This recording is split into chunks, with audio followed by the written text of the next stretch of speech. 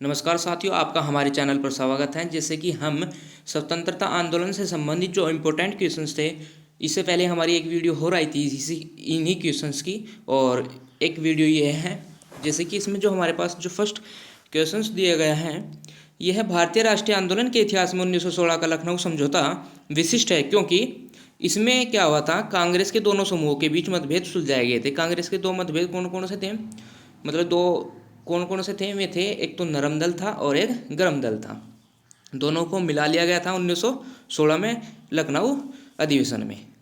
Next है, ये दिया गया है, प्रथम विश्व युद्ध की अवधि में स्वशासन आंदोलन किसके द्वारा आरंभ किया गया था। ये किया गया था श्रीमती एनी बेसेंट एवं तिलक के। स्वशासन आंदोलन, इसको होम रूल आंदोलन भी कहते हैं, और ये प्रथम विश्व युद्ध 1914 से 18 की अवधि में चलाया गया था। और तिलक ने 28 अप्रैल 1916 को पूना में होम रूल लीग की स्थापना की थी। नेक्स्ट है, होम रूल आंदोलन के संदर्भ में कौन सा कथन असत्य है। इसमें होम रूल लीग आंदोलन दूसरे विश्व युद्ध के प्रति भारत की प्रतिक्रिया थी, ये गलत है, यानी कि इसमें गलत ही हमें बताना था। और ये तीन ऑप्शन इसके सही हैं, ए, बी और डी, और सी ऑप्शन इसका गलत था और गलत ही आंसर हमने देना था। तो इसका मतलब क्या हुआ, आंसर हमारा ऑप्शन सी राइट आंसर है। ये दिया गया है, भारतीय नेताओं पर विचार कीजिए, यानी किसका राष्ट्रीय दृष्टिकोण से उनका सही क्रम अनुसार बताइए। क्रम के अनुसार बताना है। जो राम मोहन राय थे, इनका 1774 से 1833 ईस्वी। फिर दूसरे नंबर पर आते हैं दादा भाई नौरोजी। अब दूसरे नंबर पर यहाँ है दादा भाई नौरोजी, इसका मतलब 1 और 3 यहाँ पे, ये ऑप्शन सही होगा, इसका बी ऑप्शन। दादा भाई नौरोजी जो थे 1825 से 1917 थे। मोतीलाल नेहरू जो तीसरे नंबर पर आएंगे वे हैं 1861 से 1931 ईस्वी। फिर है महात्मा गांधी। महात्मा गांधी 1869 से 1948। ये इस तरह से इनका कार्यक्रम रहा है, यानी कि बी ऑप्शन हमारा इसका राइट आंसर है। बी ऑप्शन आप इसके याद कर लेंगे। नेक्स्ट है हमारे पास, यह है मोहनदास करमचंद गांधी की माता का नाम क्या था। ये था पुतलीबाई, यानी पुतलीबाई इनकी माता का नाम था। और 2 अक्टूबर 1870 को गुजरात के पोरबंदर में इनका स्थान पर इनका जन्म हुआ था। इनके पिता का नाम करमचंद गांधी था और माता का नाम पुतलीबाई था। 2 अक्टूबर को ही गांधी जयंती मनाई जाती है और 2 अक्टूबर को ही अहिंसा दिवस के रूप में भी मनाया जाता है। दूसरा, 2 अक्टूबर को ही लाल बहादुर शास्त्री की भी जयंती मनाई जाती है। ये सभी पॉइंट आप इसके याद रखेंगे।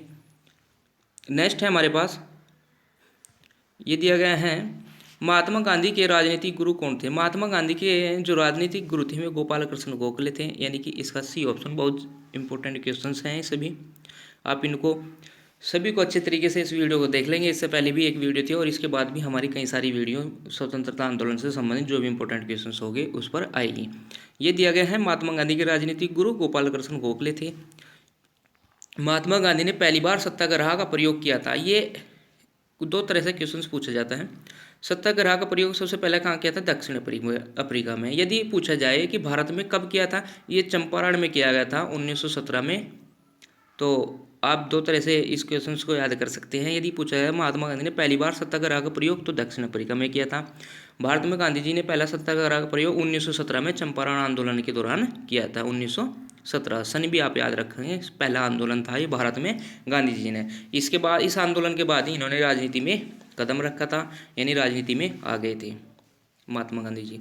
किस आंदोलन के साथ महात्मा गांधी ने भारतीय राजनीति में पदार्पण किया, ये चंपारण, अभी मैंने इसकी जानकारी दी है, यानी कि बी ऑप्शन हमारा इसका राइट आंसर हो जाएगा। इसके बाद जो हमारा क्वेश्चन है, चंपारण संघर्ष के दौरान महात्मा गांधी के साथ कौन कौन से शामिल थे। ये थे राजेंद्र प्रसाद व अनुग्रह नारायण सिंह। इसका ऑप्शन हमारे पास सी ऑप्शन हमारा इसका राइट आंसर होगा, यानी कि सी ऑप्शन इसका आप याद रखेंगे। ये दिया गया है, गांधी किस कृषक आंदोलन से संबंधित थे। इसमें ऑप्शन ए और डी दोनों हमारे हो गए, यानी कि चंपारण से भी थे और खेड़ा से भी थे। ये दोनों ऑप्शन को आप याद रखें, गांधी किस कृषक आंदोलन से संबंधित, चंपारण और खेड़ा से। नेक्स्ट है, महात्मा गांधी ने निम्न में से किसमें भूख हड़ताल की थी। ये भूख हड़ताल की थी अहमदाबाद आंदोलन में। अहमदाबाद आंदोलन क्या था, महात्मा गांधी ने अहमदाबाद के जो मिल मजदूरों की जो मजदूरी थी, यानी मिल मजदूर में जो कार्य करते थे लोग, उनकी मजदूरी में 35% की वृद्धि, यानी 35% की वृद्धि की मांग को लेकर जो है 1918 में हड़ताल की थी। उसमें उन्होंने अमरण अनशन यानी कि भूख हड़ताल की थी। और लास्ट में आकर जो है मिल मालिक ने 35% मजदूरी बढ़ाने पर सहमति भी जताई थी। यानी कि इस प्रकार का जो आंदोलन था, अहमदाबाद आंदोलन क्या था? अहमदाबाद आंदोलन जो है मिल मजदूरों की मजदूरी को लेकर था। इस प्रकार से भी आप याद रखें। और 35% उनकी मजदूरी को बढ़ाने के लिए ये आंदोलन किया गया था और इसमें महात्मा गांधी ने जो है भूख हड़ताल की थी। अंत में क्या हुआ था?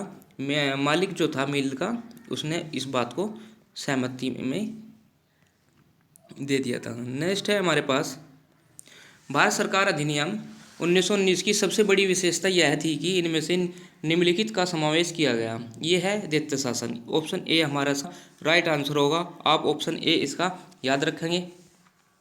रोलैक्ट एक्ट 1919 ब्रिटिश सरकार को अधिकृत करता है। ये किस करता है? बिना परीक्षण के किसी भी व्यक्ति को किसी भी समय तक बंधक बनाने के लिए। ये एक काला कानून था जिसको बिना वकील, बिना अपील और बिना दलील का कानून भी कहा जाता है। मार्च 1919 को रोलैक्ट एक्ट या तो रोलैक्ट एक्ट या काला कानून पारित किया गया था, जिसमें यह व्यवस्था थी कि मजिस्ट्रेट यानी जिले का जो अधिकारी था किसी भी संदेहास्पद व्यक्ति को गिरफ्तार करके उसे अनिश्चित काल बिना समय तक मतलब किसी भी समय तक जो है जेल में डाल सकता था।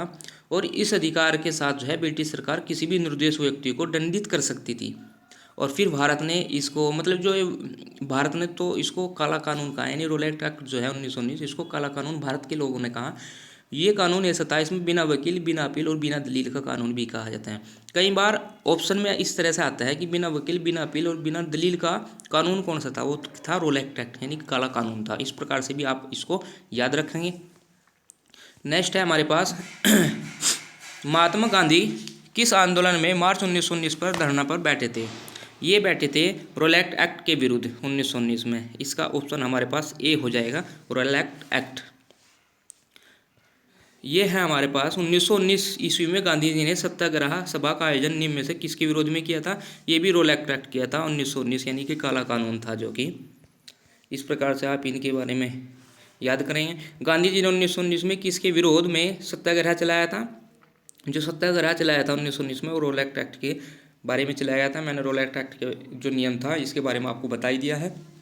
इस तरह से यानी कि चेंज होकर ये क्वेश्चंस आपके सामने आपको एग्जाम में मिल सकते हैं। नेक्स्ट है हमारे पास 13 अप्रैल 1919 को जलियांवाला बाग में सामूहिक हत्या हुई थी। इसे नरशंस हत्या का दिन माना जाता है। हत्या होने से पहले इकट्ठा होने का कारण क्या था? ये 13 अप्रैल 1919 को बैसाखी का दिन था और दो स्थानीय कांग्रेसी नेता थे, एक डॉक्टर सतपाल और दूसरा डॉक्टर सैफुद्दीन किचलू, यानी कि गिरफ्तारी के विरोध में जो है, यानी कि इसका तो ऑप्शन हमारा एक होगा, ये मिल गया हमने। सैफुद्दीन किचलू और डॉक्टर सतपाल को गिरफ्तार करने के विरोध में जो है हत्या होने का, इकट्ठा होने का कारण था वहाँ पर। तो एक अमृतसर में जलियांवाला बाग में एक सार्वजनिक सभा बुलाई गई थी, यानी सभी लोगों की। यहाँ जनरल आर डायर ने बिना चेतावनी के मतलब नियति भीड़ जो थी, जो सभा में थे, उन पर कोई हथियार नहीं था, लेकिन उन पर गोलियां चलवाकर लगभग 1000 लोगों की हत्या करवा दी थी। जब से जलियांवाला बाग नरसंहार के विरोध स्वरूप रविंद्रनाथ टैगोर ने जो है नाइटहुड की उपाधि भी वो अपनी वापस कर दी थी। तो इसका आंसर तो हमारे पास क्या हो जाएगा? सैफुद्दीन किचलू और डॉक्टर सतपाल के विरोध में, इनकी गिरफ्तारी के करने के विरोध में जो है वहाँ पर भीड़ इकट्ठा हुई थी जलियांवाला बाग में, और उस समय ये हत्याकांड हुआ था। जलियांवाला बाग की दुर्घटना किस सन की है? 1919। इसका आप 50 का जो है आंसर हमारे पास 1919 बी ऑप्शन है। नेक्स्ट है हमारे पास जलियांवाला बाग नरसंहार के लिए उत्तरदायी माइकल ओ डायर को किसने मारा था? ये मारा था उधम सिंह ने। इसका डी ऑप्शन हमारा इसका राइट आंसर होगा। और हंटर आयोग की नियुक्ति कब की गई थी? हंटर आयोग की नियुक्ति जो की गई थी वो जलियांवाला बाग हत्याकांड में की गई थी। इसका आंसर हमारे पास बी ऑप्शन होगा। नेक्स्ट है भारतीय राष्ट्रीय कांग्रेस ने किस वर्ष संरचनात्मक परिवर्तन किया था? ये किया था 1920 में। इसका ऑप्शन हमारे पास बी ऑप्शन होगा। भारतीय राष्ट्रीय कांग्रेस ने किस वर्ष संरचनात्मक परिवर्तन किया था? 1920 में। भारतीय राष्ट्रीय कांग्रेस ने असहयोग आंदोलन की प्रतिज्ञा सितंबर 1920 में कहाँ की थी? ये कलकत्ता में की थी। इसका ऑप्शन हमारे पास राइट आंसर जो है बी ऑप्शन होगा। गांधी जी ने किस आंदोलन को चोरी चौरा कांड के बाद वापस ले लिया था? चोरी चौरा कांड जो था ये असहयोग आंदोलन 1922 में। 4 फरवरी 1922 को उत्तर प्रदेश के गोरखपुर जिले में चौरी चौरा स्थान पर जो है पुलिस कार्रवाई से उत्तेजित होकर कुछ आंदोलनकारियों की एक भीड़ ने 22 सिपाहियों और एक थानेदार को थाने में बंद करके आग लगा दी थी। इस हिंसा की घटना से परेशान होकर गांधी जी ने जो है 12 फरवरी 1922 को असहयोग आंदोलन को वापस ले लिया था। इस स्थगित करने की घोषणा कर दी थी। इसका आंसर हमारे पास 55 का जो है सी ऑप्शन इसका राइट आंसर है। असहयोग आंदोलन के कारण जो है चौरी चौरा कांड के बाद वापस ले लिया गया था। स्वराज पार्टी की स्थापना 1923 में किसने की थी? ये की थी मोतीलाल नेहरू और सी आर दास ने। सी ऑप्शन इसका हमारा जो है राइट आंसर है। मौलिक रूप से खिलाफत आंदोलन था। मौलिक रूप से खिलाफत आंदोलन एक धार्मिक आंदोलन था। इसका ऑप्शन हमारे पास ए ऑप्शन इसका राइट आंसर है। इसके बाद हमारे पास जो क्वेश्चंस दिया गया है, काकोरी कांड में कौन से स्वतंत्रता सेनानी को गोरखपुर जेल में फांसी दी गई थी? ये दी गई थी राम प्रसाद बिस्मिल को, यानी कि ऑप्शन ए इसका हमारा राइट आंसर है। राम प्रसाद बिस्मिल को जो है गोरखपुर जेल में फांसी दी गई थी। इस प्रकार से जो हमारे क्वेश्चंस थे सभी इंपॉर्टेंट क्वेश्चंस थे। यदि आपने हमारे चैनल को अभी तक सब्सक्राइब नहीं किया हो तो एक बार हमारे चैनल को सब्सक्राइब करें। सभी इंपॉर्टेंट क्वेश्चंस जो है हमारे इस चैनल पर लगातार आपको वीडियो मिलती रहेगी। धन्यवाद।